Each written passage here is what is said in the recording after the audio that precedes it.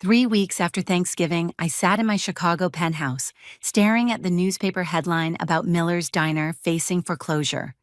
The irony cut deep. That Thanksgiving dinner still echoed in my mind. My father's voice screaming that I was a worthless disappointment, my mother's tears as she told me to go live in the streets like the failure you are. They discovered I'd dropped out of law school 5 years ago and exploded. What they didn't know was that I'd built a tech empire worth millions. I just smiled that night, gathered my purse, and walked out. Now karma was knocking. The memory of that November evening remained vivid and painful.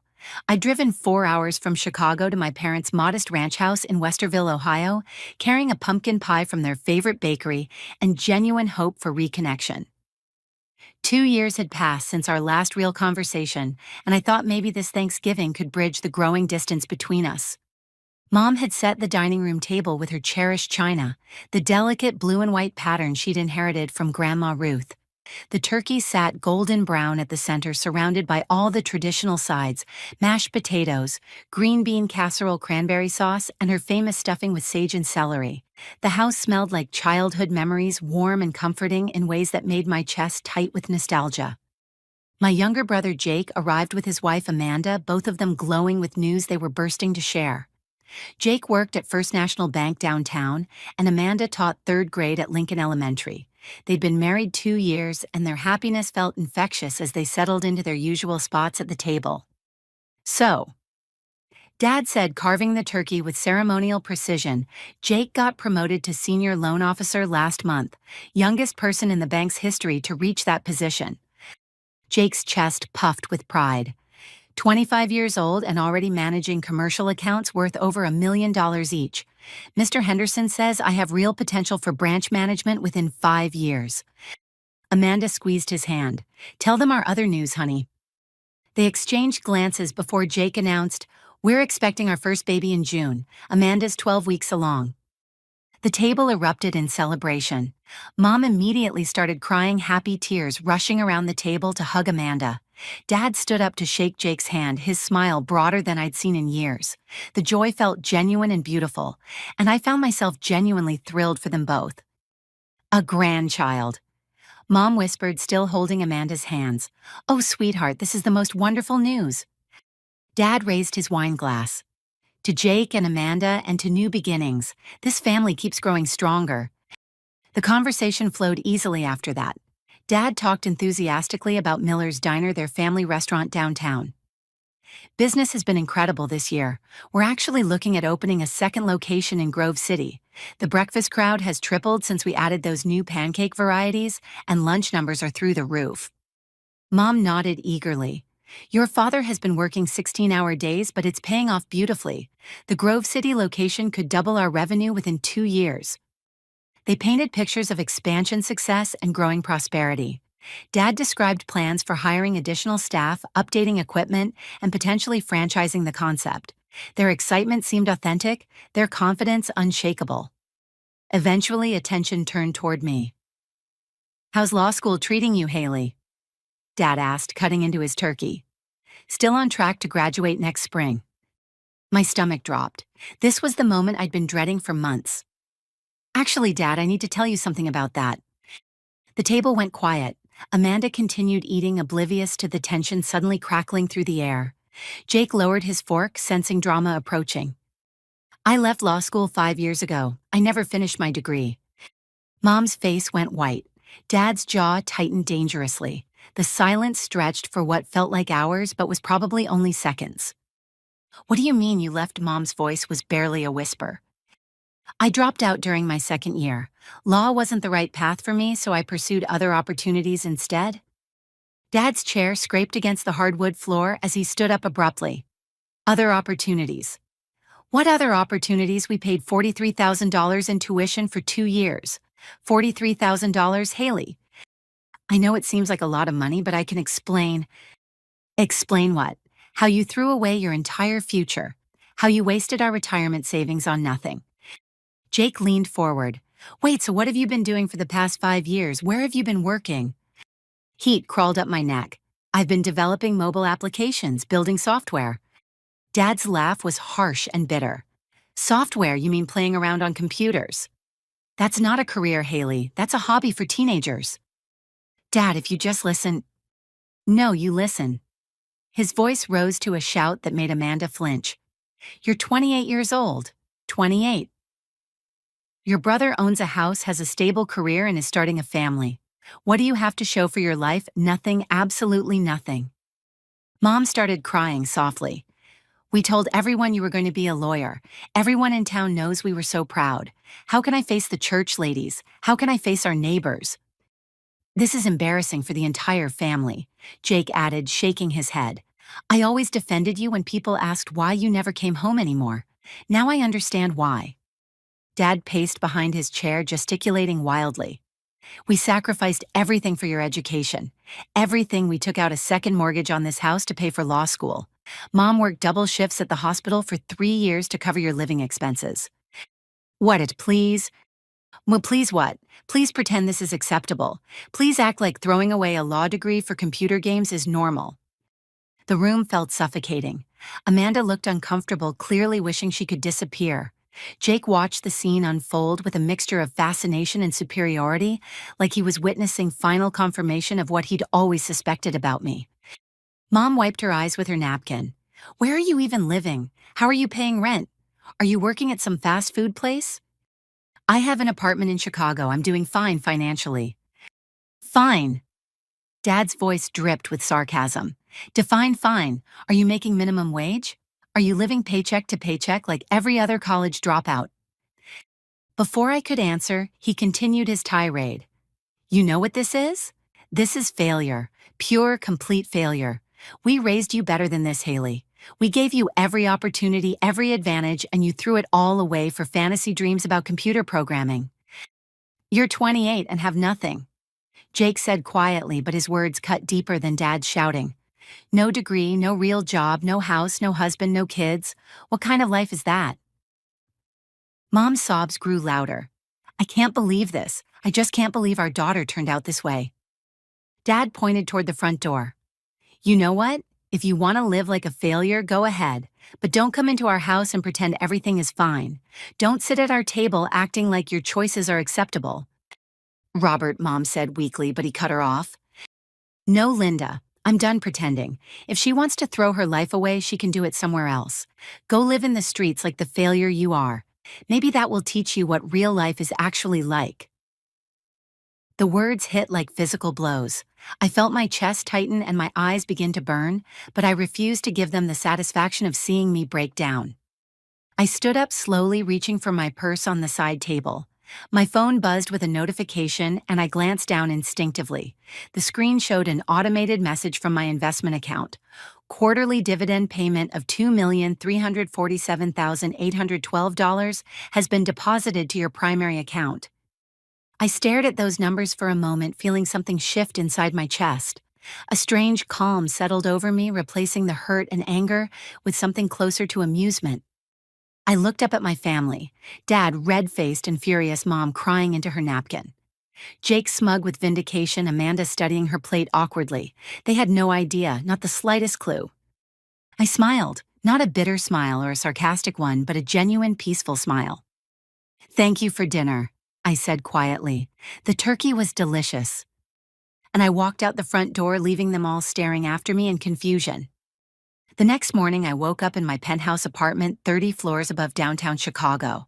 Floor-to-ceiling windows offered a breathtaking view of Lake Michigan, its gray-blue water stretching endlessly toward the horizon. The November sky was crisp and clear, and morning sunlight streamed across my hardwood floors, illuminating the minimalist furniture I'd chosen carefully over the past 3 years. My routine never varied on weekdays. Coffee first, Ethiopian beans ground fresh brewed in my French press.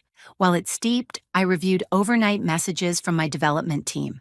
Streamline apps operated across multiple time zones with programmers in San Francisco, contractors in Austin, and a growing customer service department right here in Chicago. By 7:30, I was dressed in my usual work attire, dark jeans, cashmere sweater, comfortable flats, and heading down to the parking garage. My silver Lexus was practical rather than flashy, reliable transportation that didn't draw attention or signal wealth. I'd learned early that projecting success could complicate business relationships. The Streamline App's offices occupied 2 full floors of a converted warehouse in River North.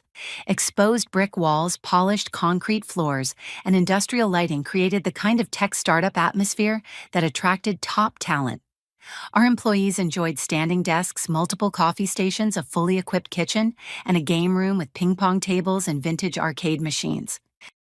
"Morning, Haley," Sarah called from the reception desk. At 26, she was brilliant at managing my schedule and anticipating my needs. She'd graduated from Northwestern with degrees in business and communications, and I was grooming her for eventual promotion to operations manager. "Any urgent messages?" I asked, accepting the tablet she handed me. "Marcus wants to talk about the acquisition timeline. The lawyers finished reviewing the TechFlow proposal, and there are some concerns about their intellectual property clauses. Also, David Chen from Meridian Investments is flying in Thursday to discuss the new funding round." I nodded, scrolling through the priorities. "Schedule Marcus for 10 o'clock, move the legal review to after lunch, and confirm David's dinner reservation at Alinea." Marcus Webb had been my business partner for 4 years, ever since we'd connected at a mobile development conference in Austin. He was older, more experienced, and brought invaluable connections from his previous work at Microsoft. More importantly, he shared my vision for creating software that actually solved real problems instead of just chasing the latest trends. Streamline Apps had grown from a single productivity application into a suite of 3 interconnected programs that helped small businesses manage their operations more efficiently. TaskFlow handled project management and team coordination. ExpenseTrack simplified accounting and financial reporting. TeamSync integrated communication across departments and remote workers. What made our products special wasn't revolutionary technology or flashy interfaces. Instead, we focused obsessively on user experience, making complex business processes feel intuitive and effortless. Our customer retention rate was 93%, and annual revenue had grown from $200,000 in year one to $47 million last year. The path to this success had been anything but straightforward.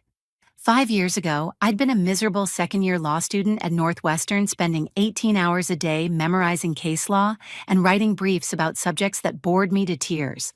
The coursework felt like intellectual torture, and I dreaded every class, every assignment, every interaction with professors who seemed to view students as obstacles rather than human beings. The breaking point came during a particularly brutal constitutional law seminar. Professor Williams had spent 90 minutes dissecting a Supreme Court decision about interstate commerce regulations, and I found myself wondering why I was wasting my life learning about legal precedents when I could be building something meaningful instead. That night, I'd called the registrar's office and formally withdrawn from the university. The tuition refund was substantial, nearly $38,000 after penalties and fees. Instead of returning that money to my parents, I'd used it as seed capital for my first application. TaskFlow started as a simple project management tool I'd built for myself to organize freelance web design work. Friends began asking to use it. Then their colleagues wanted access, and within 6 months, I had 400 paying subscribers, generating enough revenue to cover my basic living expenses. The real breakthrough came when I realized that small business owners needed integrated solutions, not disconnected applications. ExpenseTrack launched 18 months later, followed by TeamSync the year after that. Each product complemented the others, creating an ecosystem that became increasingly valuable as customers adopted multiple components. By year 3, we employed 47 people and occupied our current office space. By year 4, major corporations were inquiring about licensing our technology. Last month, TechFlow Industries had made a formal acquisition offer worth $153 million. My personal financial situation was beyond anything I'd imagined possible. The quarterly dividend payment that had appeared on my phone during Thanksgiving dinner was typical. Streamline Apps generated consistent profits that far exceeded our operational expenses. My annual income had reached $12 million, and my total net worth approached $30 million when including company equity and investment portfolios. "Haley," Sarah's voice interrupted my thoughts. "Marcus is here for your 10 o'clock. Marcus entered my office carrying his usual oversized coffee and wearing the kind of rumpled shirt that suggested he'd been coding until 3 in the morning. At 41, he had graying temples and wire-rimmed glasses that made him look more like a college professor than a tech entrepreneur. We need to talk about the family situation, he said, settling into the leather chair across from my desk. I told him about Thanksgiving dinner, though I'd avoided most of the emotional details. Marcus knew about my complicated relationship with my parents and my decision to keep our business success private. What about it? Sarah mentioned that your parents' restaurant is in financial trouble. How much trouble are we talking about? I pulled up the information I'd gathered through discreet inquiries. Miller's Diner owes approximately $86,000 in back rent, plus outstanding balances to food suppliers, equipment leasing companies, and the utility company. They've been covering operational expenses with credit cards and personal loans. Marcus whistled softly. That's significant debt for a small restaurant. What are you thinking about doing?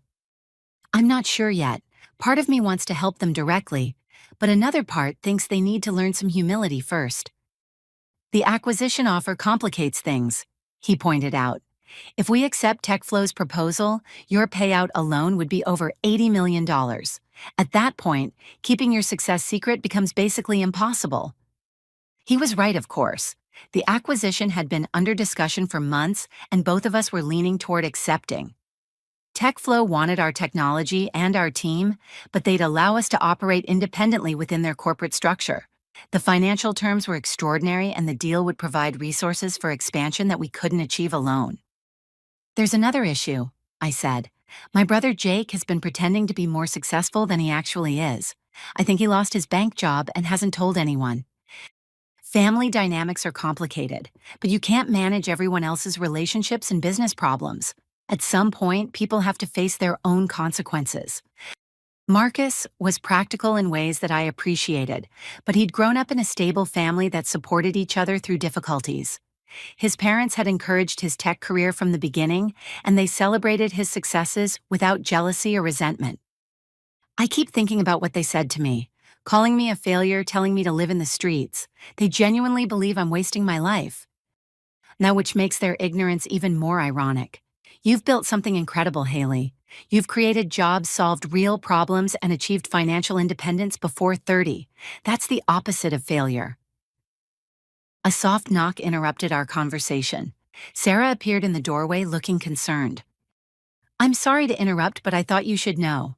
I was researching local business listings for that marketing report, and Miller's Diner in Westerville has a foreclosure notice posted on the county website. They have 90 days to resolve outstanding debts or face eviction.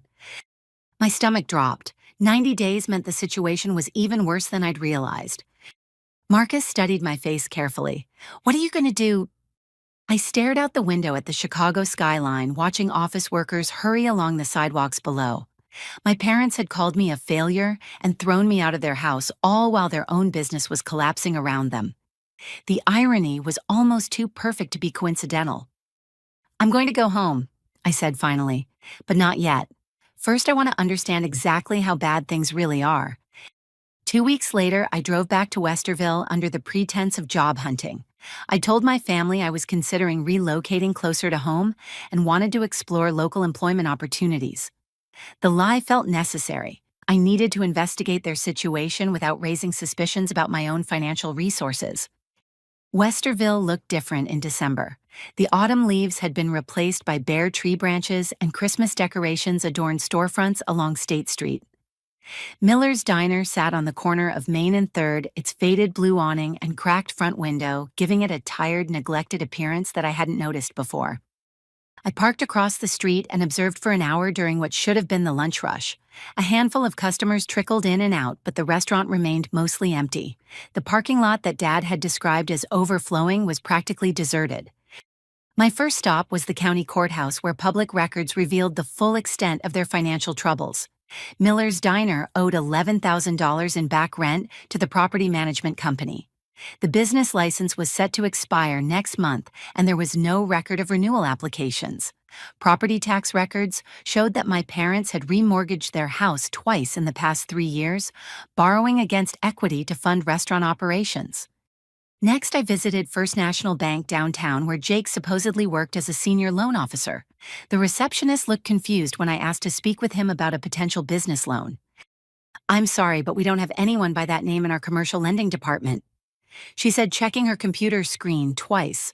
Are you sure you have the right branch? Jake Miller. He would have started there about 3 years ago. Oh, you mean the Jake Miller who used to work in customer service? He left the bank 6 months ago. I think he was let go during the staff reductions. My heart sank. Jake had been lying to everyone, including his pregnant wife. If he'd lost his job 6 months ago, how were he and Amanda paying their bills? I drove to their apartment complex on the south side of town. Jake's Honda Civic was parked outside, which was unusual for a Wednesday afternoon if he was supposed to be working. I waited in my car until I saw Amanda leaving in her small Toyota, presumably heading to her teaching job. 20 minutes later, Jake emerged wearing jeans and a wrinkled sweatshirt. He looked around nervously before walking to the apartment complex's office building.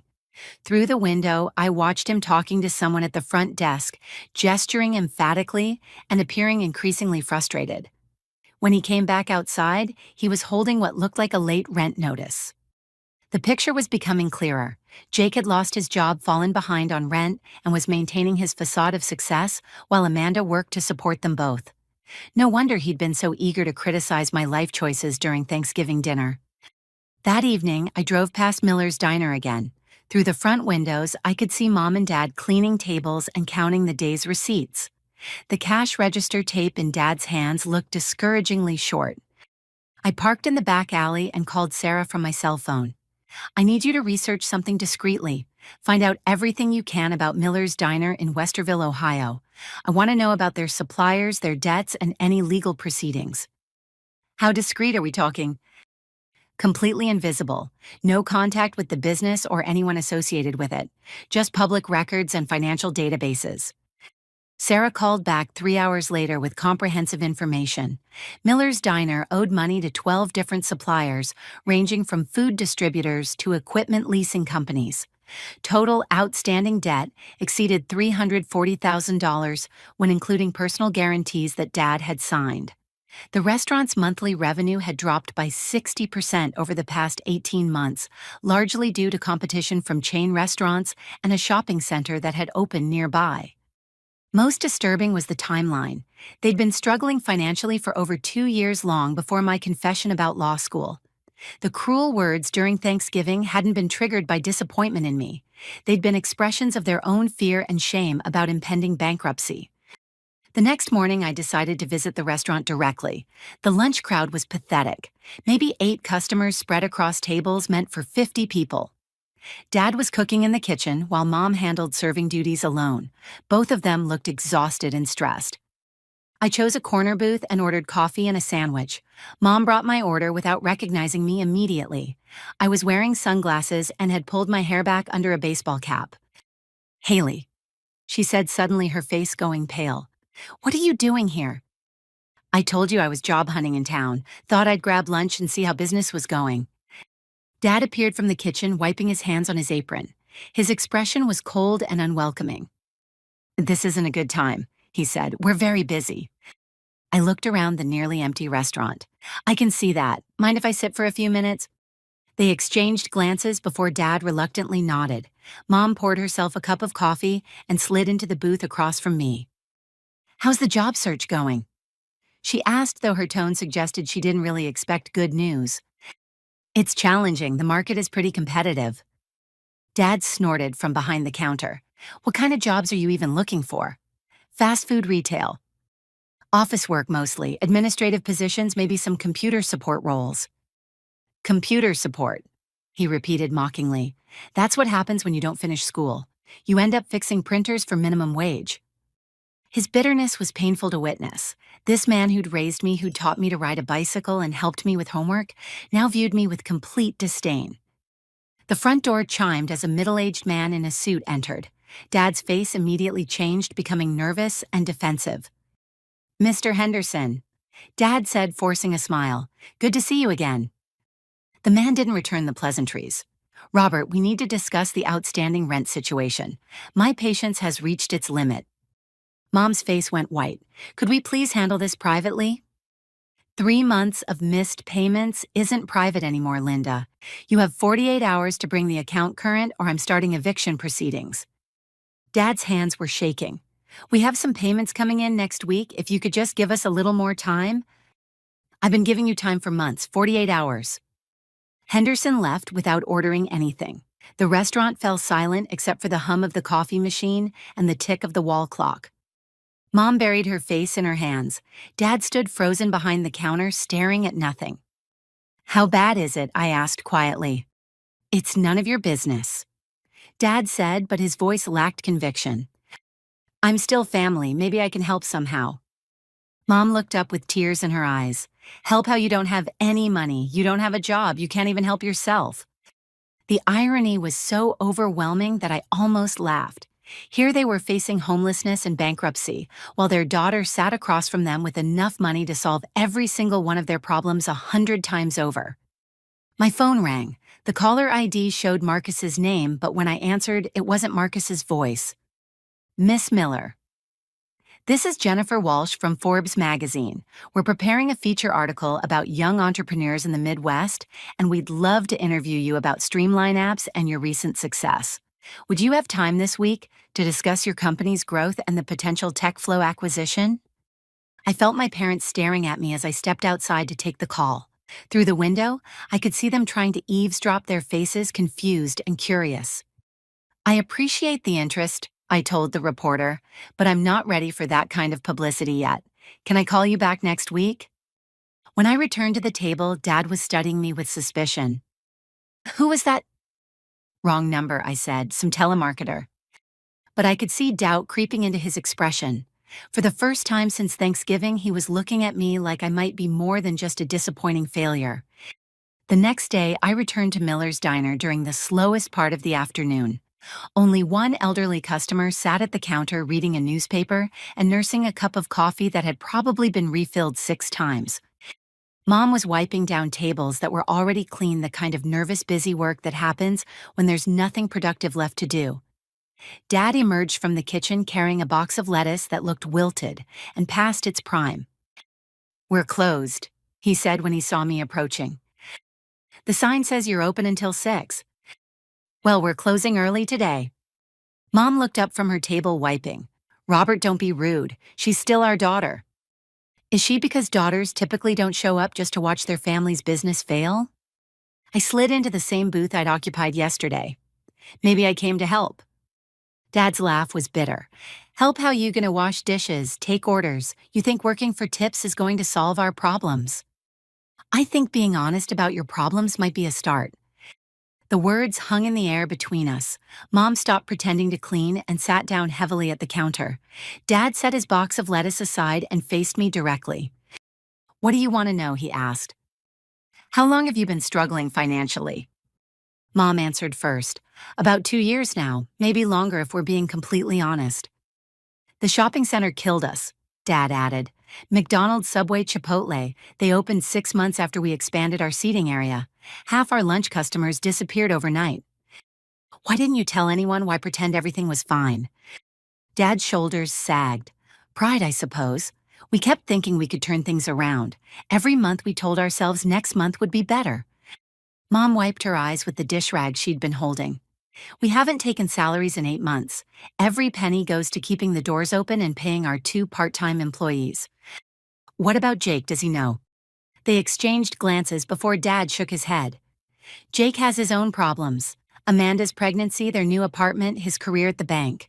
We didn't want to burden them with our troubles." "Dad, Jake lost his job 6 months ago." The color drained from Mom's face.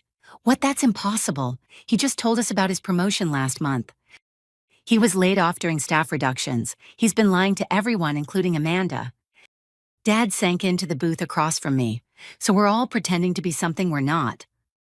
"Pretty much." We sat in silence for several minutes. The elderly customer at the counter finished his coffee and left, leaving exact change plus a 50-cent tip. Mom locked the front door behind him and turned the open sign to closed. "How much do you owe?" I asked. Dad pulled a manila folder from behind the counter and spread out a collection of bills, notices, and legal documents. The numbers were worse than Sarah's research had indicated. Property rent, $11,400 past due. Food suppliers, $43,000. Equipment leases, $19,000. Credit cards used for business expenses, $78,000.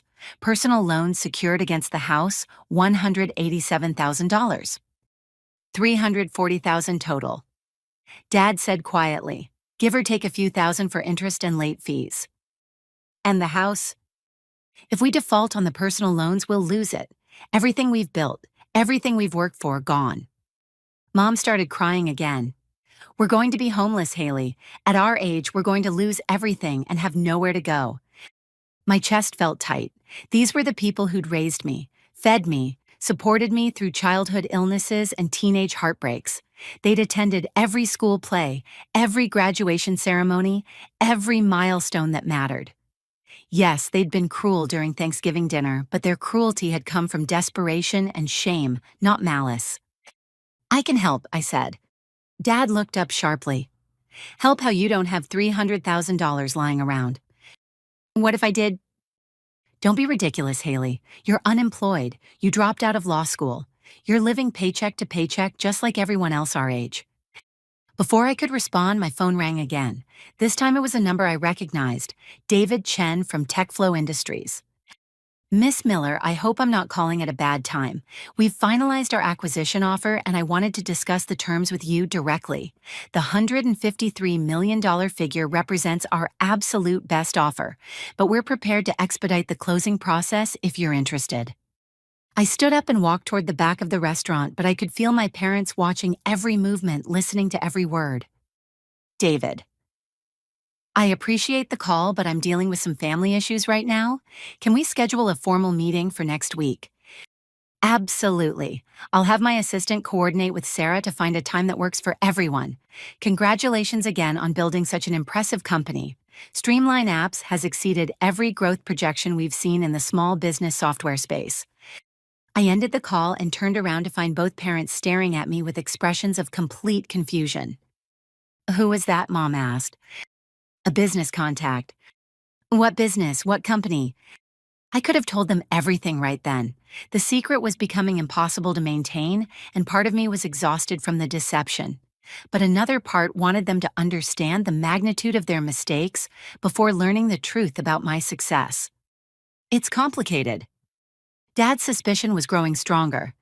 Haley, who are you really? What do you actually do for work? I told you I develop mobile applications. I'm for who? What kind of applications? Business productivity software, project management, expense tracking, team coordination. And that makes enough money to help us with $300,000 of debt. I met his eyes directly. What if it does? The question hung between us like a challenge. Mom looked back and forth between Dad and me, trying to process information that didn't fit her understanding of reality. That's impossible, Dad said finally. Is it you've been assuming I'm a failure for 5 years without actually knowing anything about my work or my life? What if your assumptions were wrong? Dad's face was turning red. Don't play games with us, Haley. We're facing bankruptcy here. This isn't the time for whatever point you're trying to make. I'm not playing games. I'm trying to decide whether to help you. Help us how? By paying off your debts, all of them. The restaurant, the house, everything. Mom gasped. Haley, sweetheart, we know you want to help, but you think I'm lying. You think I'm some kind of delusional failure who's making up fantasy stories about success. Dad stood up, his patience exhausted. Because that's exactly what this sounds like. You're unemployed, Haley. You dropped out of school. You live alone in an apartment somewhere, probably making minimum wage at some dead-end job. People in that situation don't offer to pay off $300,000 of debt. People in that situation, I repeated slowly. What if I'm not in that situation? And then prove it. I pulled out my phone and opened my banking app. The main account balance showed $12,743,418.62. I set the phone on the table between us. Mom looked at the screen first. Her face went completely white and she grabbed Dad's arm. Robert, she whispered, look at this. Dad picked up the phone, stared at the numbers for a long moment, then looked at me with an expression I'd never seen before. This has to be fake. It's not fake. You're showing me a fake bank account to make some kind of point about our assumptions. I opened a second banking app, then a third, each showing account balances in the millions. Investment portfolios, business accounts, savings accounts, all real, all mine. Dad set the phone down carefully and sat back in the booth. Who are you? He asked quietly. I'm your daughter, the one you called a failure and told to live in the streets. Mom started crying again, but these tears were different. Oh my God, what have we done? The weight of their realization settled over the table like fog. 5 years of assumptions, 5 years of disappointment and judgment, 5 years of treating me like a cautionary tale about wasted potential. All of it based on complete ignorance about my actual life. Oh, Dad's voice was barely a whisper. Streamline apps. I built a software company that generates $47 million in annual revenue. Last month, we received an acquisition offer worth $153 million. But you dropped out of school. I used my tuition refund to start the company, best investment I ever made. Dad buried his face in his hands. We were so wrong. We were so incredibly wrong about everything. Yes, you were. Why didn't you tell us? Would you have believed me? Or would you have assumed I was lying and making up stories to make myself feel better about being a failure? They both knew the answer to that question. Mom reached across the table toward my hands, but I pulled them back. Can you forgive us? She asked. I looked at these two people who'd shaped my childhood, who'd loved me and supported me for 18 years before deciding I was disappointment incarnate. They were facing financial ruin, personal humiliation, and the complete collapse of everything they'd built together. They were also learning that their daughter, the daughter they'd rejected and insulted, had the power to save them from all of it. I don't know yet, I said honestly, but we can start with honesty. No more pretending, no more facades, no more lies about how well everyone is doing. Can you handle that? Dad nodded slowly. We can try. Good, because if we're going to fix this family, we're going to do it right. That evening, I checked into the Hampton Inn on Route 33 and spent 3 hours on the phone coordinating my response strategy. The situation required careful planning if I wanted to achieve lasting change rather than simply throwing money at immediate problems. My first call was to Nicole Patterson, the Chicago attorney who handled Streamline Apps' legal affairs. Nicole had grown up in small-town Indiana and understood family dynamics in ways that made her invaluable for situations like this. I need you to set up a limited liability company, I told her. Something completely anonymous that can't be traced back to me personally. What kind of business activities are we talking about? Real estate acquisition, debt purchasing, possibly some small business consulting. I want to help my family without them knowing I'm involved. Nicole was quiet for a moment. Haley, family situations like this can get complicated very quickly. Are you sure anonymous help is the right approach? I need them to understand the consequences of their choices before I rescue them from those consequences. If I just write a check and fix everything immediately, they'll never learn humility or appreciate what they have. What if they refuse the anonymous help? They're facing foreclosure and bankruptcy. They won't refuse. The next morning, I hired Thomas Rodriguez, a private investigator who specialized in financial research and due diligence. Thomas was former FBI and had connections throughout Ohio's business and legal communities. I need a complete financial analysis of a struggling restaurant, I explained. Every debt, every contract, every legal obligation. I also need background information on the major creditors and whether any of them might be willing to negotiate settlements. Thomas accepted the assignment without asking uncomfortable questions about my motivations. His reputation was built on discretion and thoroughness, exactly what I needed for this situation. While Thomas conducted his investigation, I drove to Columbus for a meeting with Marcus at a downtown coffee shop. He'd flown in specifically to discuss the family situation and its potential impact on our business decisions. The TechFlow acquisition is moving forward, he said, settling into a corner booth with his usual oversized latte. David Chen wants to finalize terms by January 15th. That gives us about 6 weeks to complete due diligence and legal reviews. And after the acquisition, your payout will be $83.7 million, assuming current valuations hold. At that point, keeping your success secret becomes impossible. Marcus was right, of course. The acquisition would generate significant media attention, especially in technology industry publications. Forbes and Entrepreneur magazine had already reached out for interviews, and my name would appear on various young entrepreneurs to watch lists. There's another issue, I said. My brother Jake is deeper in debt than I originally thought. He's 3 months behind on rent, maxed out his credit cards, and his wife doesn't know about any of it. How much debt are we talking about? Probably $30,000 or $40,000. Not huge by our standards, but devastating for someone making his income. Are you planning to help him too?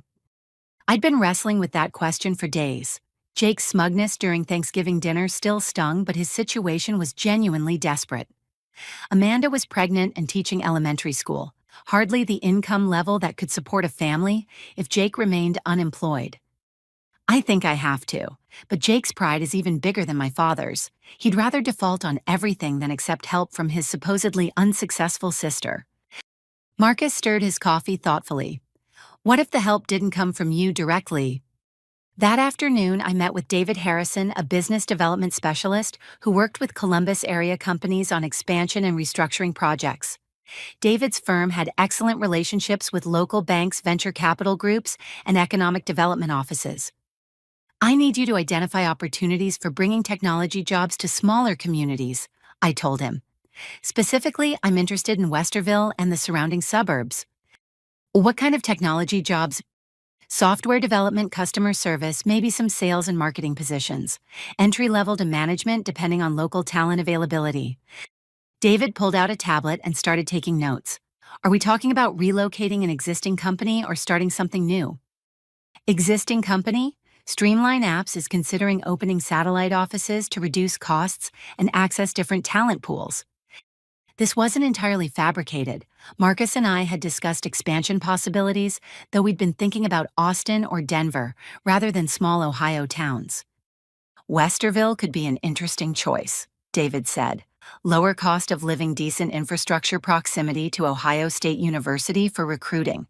Have you identified any specific facilities? Not yet, but I'd want to move quickly if we decide to proceed.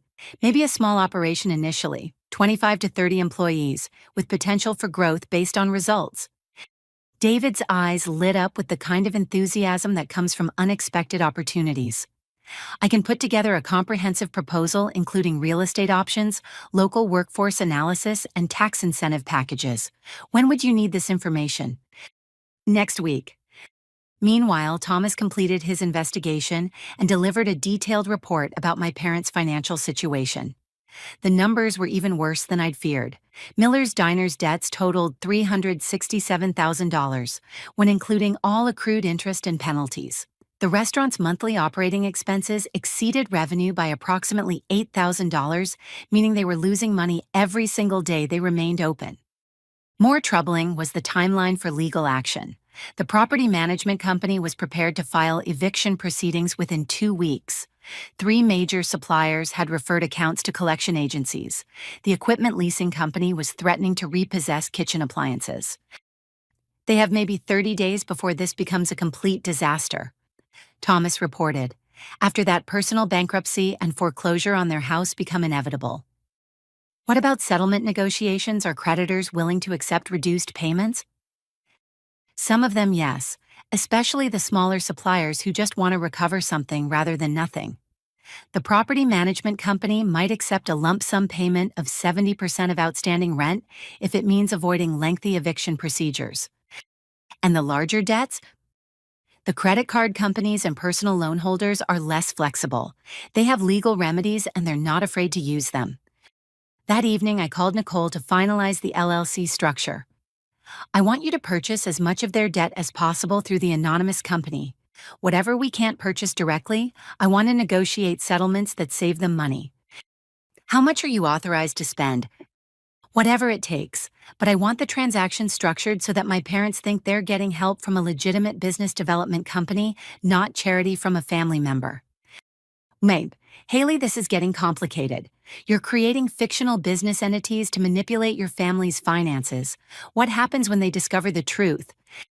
By then, hopefully, they'll have learned some important lessons about assumptions and humility. Nicole sighed. I hope you know what you're doing. I hope so too. The final piece of my strategy involved Jake's employment situation. I called Sarah in Chicago and asked her to research banking and financial services companies in Central Ohio. Look for firms that might be hiring for commercial lending or business development positions, I instructed. I want to know about salary ranges, qualification requirements, and application processes. Are you thinking about hiring Jake directly? Not directly, but Streamline Apps might need a local business liaison if we open an office in Westerville. Someone who understands banking and small business finance could be valuable for that role.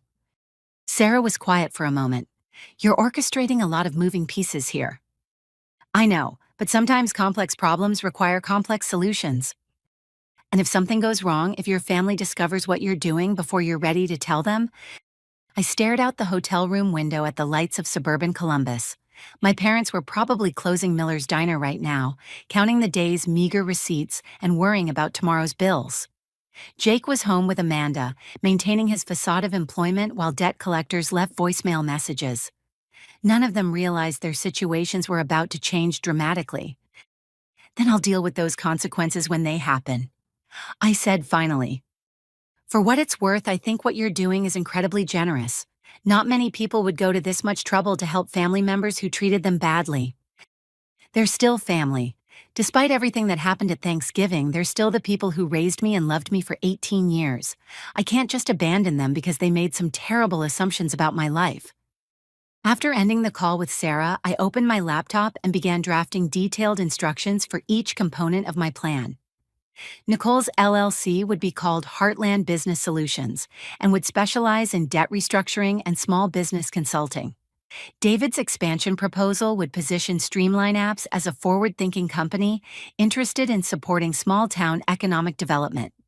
Thomas would monitor the legal proceedings and alert me to any changes in creditor behavior.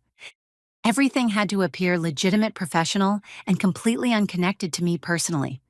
My family needed to believe they were receiving help from qualified business professionals who had identified them as worthy investment candidates. The irony wasn't lost on me. I was creating an elaborate deception to help people who'd rejected me for being deceptive about my own success. But sometimes the truth needed careful preparation before it could be safely revealed.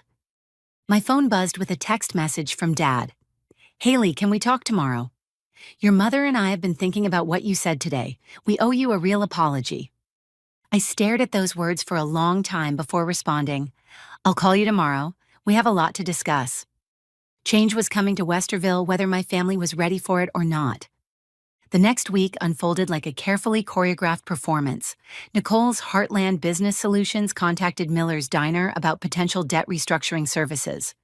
David Harrison approached my parents with information about local business development opportunities. Thomas continued monitoring legal proceedings while feeding me real-time updates about creditor negotiations.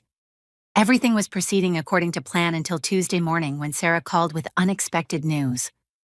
The Westerville Gazette wants to interview you for their Friday business section, she said. Apparently someone tipped them off about Streamline Apps considering local expansion. My stomach dropped. What exactly do they know? Basic information about the company, your role as founder and CEO, maybe some revenue figures. Nothing about your family connections to the area. Who's the reporter? Carol Martinez. She covers business and economic development for the paper. Seems legitimate.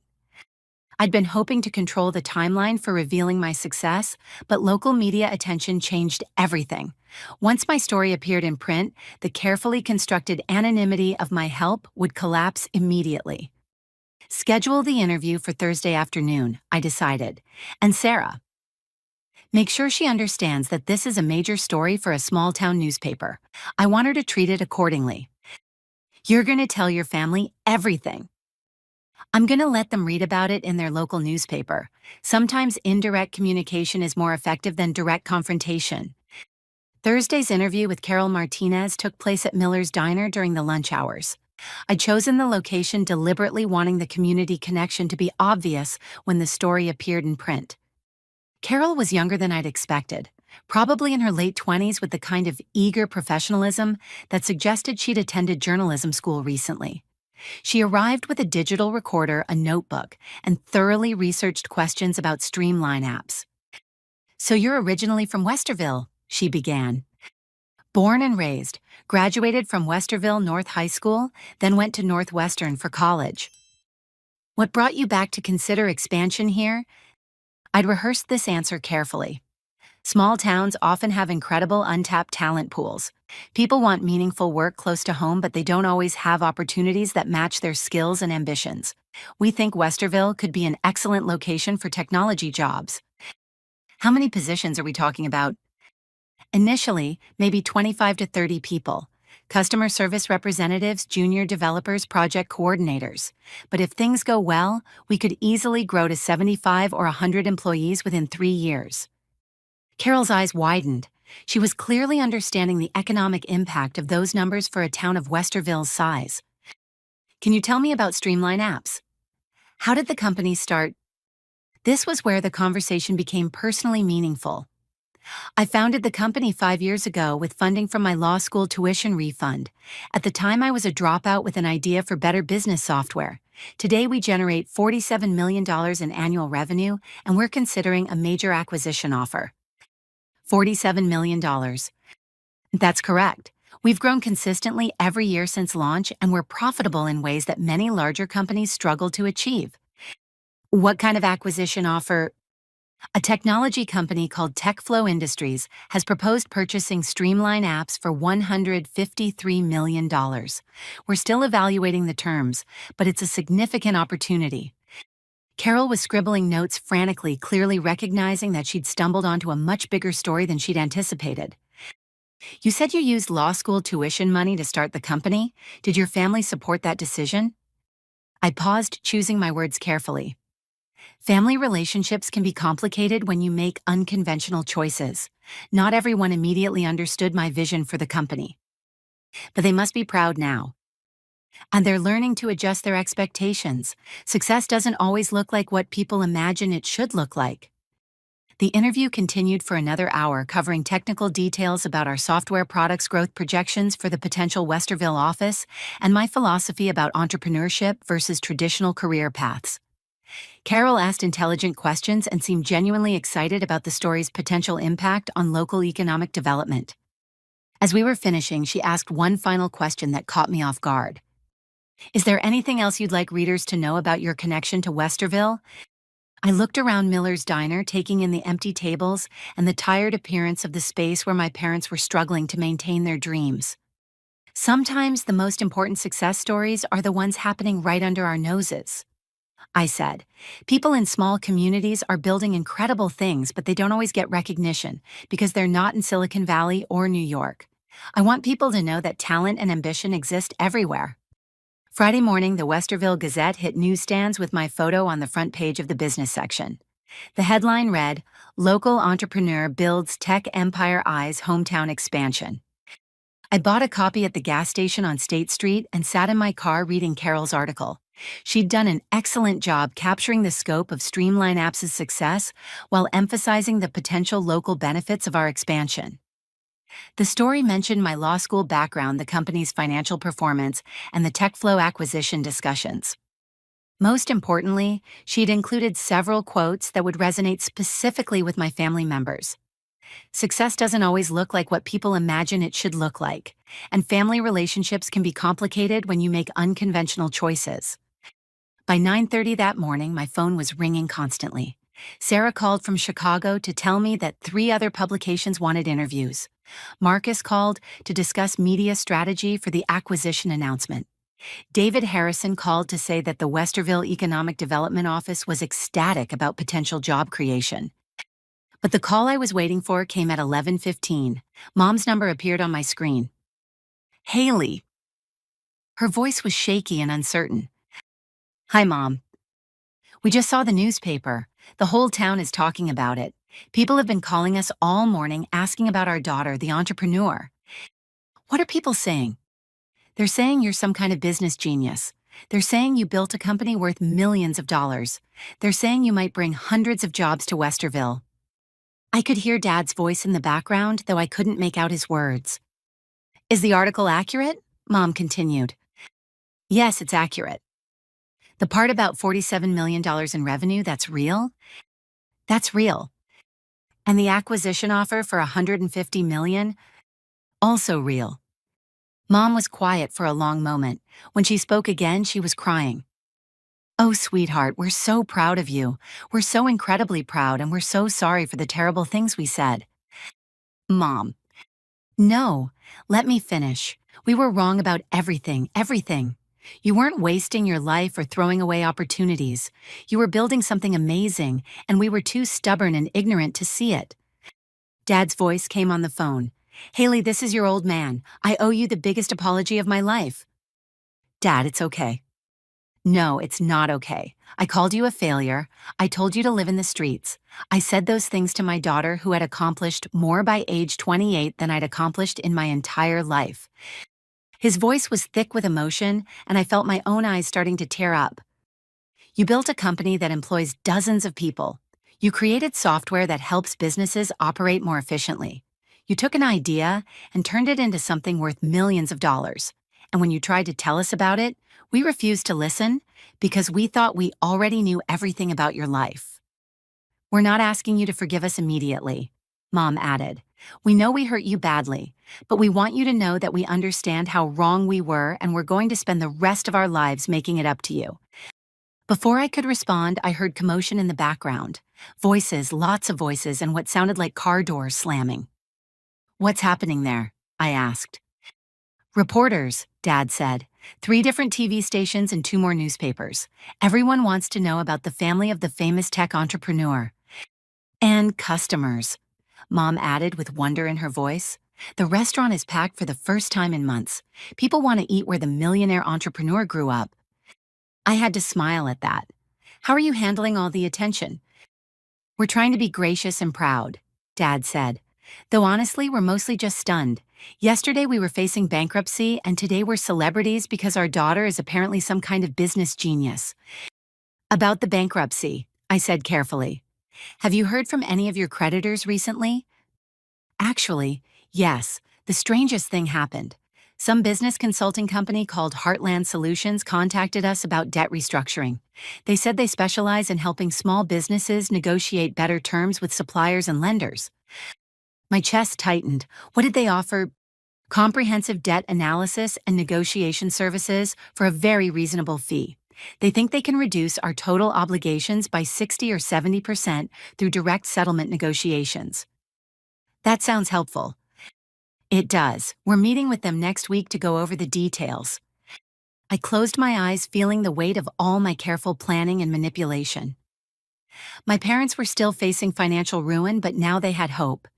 They were also dealing with media attention, customer curiosity, and the complete reversal of their understanding about their daughter's life. Haley. Mom's voice was hesitant. Are you really thinking about opening an office here in Westerville? I'm considering it seriously. That would bring jobs to our community, real good-paying jobs for people who've been struggling to find opportunities. That's the idea. You're not just doing this because of our situation, are you? Because we don't want charity even from you. I almost laughed at the irony. They were unknowingly accepting charity through Heartland Business Solutions while rejecting the possibility of charity from me directly. I'm doing it because Westerville has good people who deserve better opportunities, including you and Dad. We love you, Dad said simply. Whatever else happens, I want you to know that we love you and we're proud of you, and we're sorry we ever made you doubt that. I love you too, I said and meant it completely. After ending the call, I sat in my car watching people walk in and out of Miller's Diner. For the first time in months, there was actually a line of customers waiting for tables. My phone buzzed with a text from Jake. Holy crap, sis, you've been holding out on us. Can we talk? Everything was accelerating faster than I'd planned, but maybe that wasn't a bad thing. Secrets had been keeping my family apart for too long. It was time for truth to bring us back together. 2 weeks later, I stood in front of Miller's Diner watching contractors install new signage and replace the cracked front windows. The changes were subtle but significant. Fresh paint, updated lighting, and professional quality repairs that transformed the restaurant's appearance from tired to welcoming. Inside, Mom and Dad were training 3 new employees while managing their first consistently busy lunch rush in over 2 years. The newspaper article had generated sustained customer interest, but they'd also implemented several operational improvements suggested by Heartland Business Solutions, improved menu organization, faster service protocols, and better cost management for food inventory. Haley, Mom called when she saw me enter. Perfect timing. I want you to meet our new assistant manager. The young woman behind the counter looked familiar, though I couldn't immediately place her face.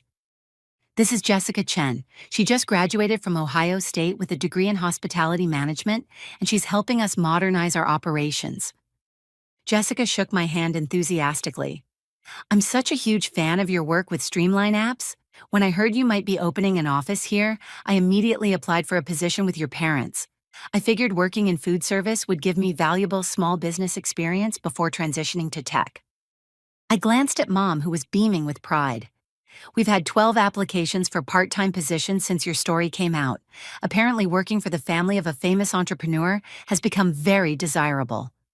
Dad emerged from the kitchen carrying a plate of their signature meatloaf. For our celebrity daughter, on the house, of course. The transformation in both my parents was remarkable. The stress lines around Dad's eyes had softened, and Mom moved with energy I hadn't seen in years. They looked like people who'd rediscovered hope after months of despair. How are things going financially? I asked quietly. Better than we dared to hope, Dad said, sliding into the booth across from me. Heartland Business Solutions negotiated settlements with all our major creditors. Instead of owing $340,000, we owe $160,000, and we have 2 years to pay it off interest-free. That's incredible. It gets better. Daily revenue has increased by 300% since your article appeared. If we maintain even half these numbers long-term, we'll be profitable for the first time in 2 years. Mom joined us carrying coffee for herself and refills for our cups. The best part is that people aren't just coming once out of curiosity. They're becoming regular customers because Jessica helped us improve food quality and service efficiency. Speaking of service efficiency, Dad added with a grin, we've actually started using some of your company's software. TaskFlow helps us coordinate between kitchen staff and servers, and Expense Track is making our bookkeeping so much easier. I had to smile at that irony. They were unknowingly using software I'd created while still adjusting to the reality that I'd created it. There's something else we need to discuss. Mom said, her tone becoming more serious. Jake and Amanda want to meet with all of us this evening. They have some things they need to tell you. Good things or bad things? Honest things, which I suppose is what matters most. That evening, I drove to my parents' house for our first family dinner since Thanksgiving. The atmosphere was completely different this time, nervous but hopeful, rather than tense and judgmental. Jake and Amanda arrived looking nervous but determined. Amanda's pregnancy was showing more prominently now, and she glowed with the kind of health and happiness that made her beautiful despite the obvious stress she'd been carrying. Before we eat, Jake said, I need to confess something to everyone. We gathered in the living room rather than around the dining table, creating a more intimate setting for difficult conversations. I lost my job at the bank 6 months ago. Jake began, his voice steady but his hands shaking slightly. I was laid off during budget cuts, and I've been pretending to still work there because I was ashamed. Amanda reached for his hand. We've been living on my teaching salary and maxing out credit cards to pay rent. Jake has been going to job interviews and applying everywhere, but nothing has worked out. How much debt are you carrying? Dad asked gently. $37,000 in credit cards, plus we're 3 months behind on rent. Without Amanda's income, we would have been homeless by now. Mom's face showed the same kind of pain I'd seen when she realized her own family's financial struggles. Why didn't you tell us we could have helped somehow? Jake laughed bitterly. Help how? Until last week, I thought you guys were successful restaurant owners, and I was the family failure. I couldn't admit that the supposedly successful son was actually drowning in debt. And I couldn't admit that the supposedly successful parents were actually facing bankruptcy. Dad added. We were all protecting facades that prevented us from helping each other. I looked around the room at my family. Each of us had been struggling privately while maintaining public pretenses about our lives. The irony was overwhelming. Jake, I said carefully, what if I told you I might have a job opportunity for you? What kind of opportunity? Streamline Apps is opening a satellite office in Westerville. We need someone to manage local operations, handle community relations, and coordinate with area businesses about our services. Jake's eyes widened. You're serious about the Westerville expansion? Completely serious. We're looking at office space on State Street, and we want to hire 25 people initially. The local manager position would pay $68,000 annually, plus benefits and profit sharing. Haley, I don't have any tech experience. But you have banking experience, customer service skills, and you understand small business financing. Those are exactly the qualifications we need for someone who'll be working with local companies. Amanda started crying, happy tears this time. That would change everything for us. We could pay off our debts and actually start saving for the baby. There's one condition, I added. The job requires complete honesty about your background and qualifications. No exaggerating your experience, no pretending to be more successful than you are, no maintaining facades that prevent you from doing good work. Jake nodded immediately. After the past 6 months, I'm done with pretending to be something I'm not. Good, then you can start next month as soon as we finalize the office lease. Dad looked bewildered. Haley, you're creating jobs for your brother, helping save our restaurant and bringing economic development to our community? Why are you doing all this for people who treated you so badly? I'd been thinking about that question for weeks, and I finally had an answer that felt complete and honest. Because family isn't about perfection, it's about forgiveness, growth, and second chances. You guys made terrible assumptions about my life, and you said hurtful things based on those assumptions.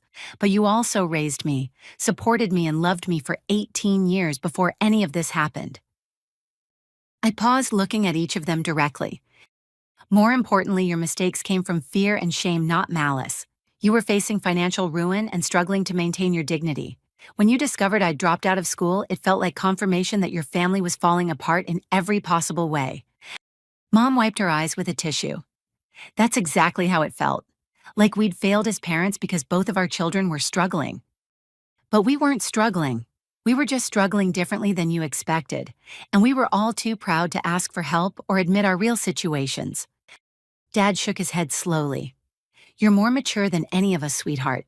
At 28, you've built something incredible, and you're using your success to lift up everyone around you. I learned from watching you guys. You worked 16-hour days trying to save your restaurant, not just for yourselves, but to keep your employees paid. You took out loans against your house rather than default on your obligations. You sacrificed your own comfort to maintain your responsibilities to other people. We still called you a failure? Jake said quietly. We still told you to live in the streets. Yes, you did, and that hurt more than you'll ever know. But people say cruel things when they're scared and desperate. What matters is whether you learn from those moments and choose to do better. Amanda spoke up for the first time in several minutes. What happens now with all of us, I mean? I smiled, feeling lighter than I had in months. Now we start over. No more secrets, no more facades, no more assumptions about each other's lives. We build honest relationships based on who we actually are rather than who we think we should be. And the restaurant, Dad asked. The restaurant succeeds or fails based on your hard work and smart decisions. I'm not going to subsidize it indefinitely, but I've given you a foundation to build on. What you do with that foundation is up to you. 6 months later, I stood in the grand opening ceremony for Streamline Apps' Westerville office. The building on State Street had been completely renovated with modern workspaces, collaborative meeting areas, and a community room that local organizations could use for events. 28 employees had been hired locally, including Jake as office manager and Jessica Chen as business development coordinator. Miller's Diner was thriving, consistently profitable, and had paid off 60% of their restructured debts ahead of schedule. During my remarks to the assembled crowd of employees, local officials, and community members, I reflected on the journey that had brought us to this point. Success isn't just about financial achievement or professional recognition, I said. It's about using your opportunities to create positive change for the people and communities you care about. I looked out at the audience and saw my parents sitting in the front row, beaming with pride. Jake and Amanda were there with their 3-month-old daughter, my niece Haley Marie Miller, named in honor of the aunt who'd helped turn their lives around. Sometimes the most important victories aren't the ones that make headlines. They're the quiet moments when families choose forgiveness over resentment, when communities support each other through difficulties, and when people find the courage to admit their mistakes and do better. After the ceremony, Mom approached me with tears in her eyes. Do you think you can forgive us completely? She asked. For the things we said, for the assumptions we made, for not believing in you when you needed us to. I hugged her tightly, feeling the last traces of resentment and hurt finally dissolve. I already have, I said. The question is whether you can forgive yourselves and learn to trust each other enough to prevent this kind of misunderstanding from happening again. We're trying. Every day we're trying to be more honest and more supportive. That's all any of us can do. As I drove home to Chicago that evening, I thought about the life lesson that had emerged from this experience. Families are complicated relationships require constant work, and assumptions can destroy even the strongest bonds if left unchallenged. But love, forgiveness, and second chances can also rebuild what seemed permanently broken. Sometimes the people who hurt us most are the ones struggling with their own fears and insecurities. Sometimes the cruelest words come from the deepest pain. Most importantly, success means nothing if it doesn't include the people who matter most to us. Building a company, accumulating wealth, and achieving professional recognition are wonderful accomplishments, but they're hollow victories if they come at the cost of family relationships. True success is measured by our capacity to lift others up, to forgive those who've wronged us, and to use our opportunities to create positive change in the world around us. It's about choosing love over resentment, growth over stagnation, and hope over despair. My parents had called me a failure and told me to live in the streets. They'd been wrong about everything. My capabilities, my achievements, my potential for success. But they'd also given me something more valuable than any business degree or professional credential. They'd shown me the importance of family perseverance and believing in something bigger than yourself. Now, as Streamline apps continued growing and the TechFlow acquisition moved toward completion, I knew that my greatest achievement wasn't the company I'd built or the wealth I'd accumulated. It was the family I'd helped heal and the community I'd chosen to support. Sometimes the most important success stories are the ones that happen quietly in small towns, among people who learn to see each other clearly and choose love over judgment. Those are the victories that matter most. What about you? Have you ever experienced a situation where family assumptions or misunderstandings created painful conflicts? How did you work through those challenges, and what did you learn about forgiveness and second chances? Share your thoughts in the comments below. I'd love to hear your stories about family success and finding your way back to the people who matter most. Thank you for joining me on this journey of discovery, growth, and healing. If this story resonated with you, please like this video, subscribe to the channel for more inspiring content, and share it with someone who might need to hear about the power of forgiveness and family reconciliation. Remember that success comes in many forms, but the most meaningful victories are often the ones that bring people together rather than pulling them apart. Keep believing in your dreams, stay true to your values, and never underestimate the transformative power of love and understanding. Until next time, take care of yourselves and take care of each other.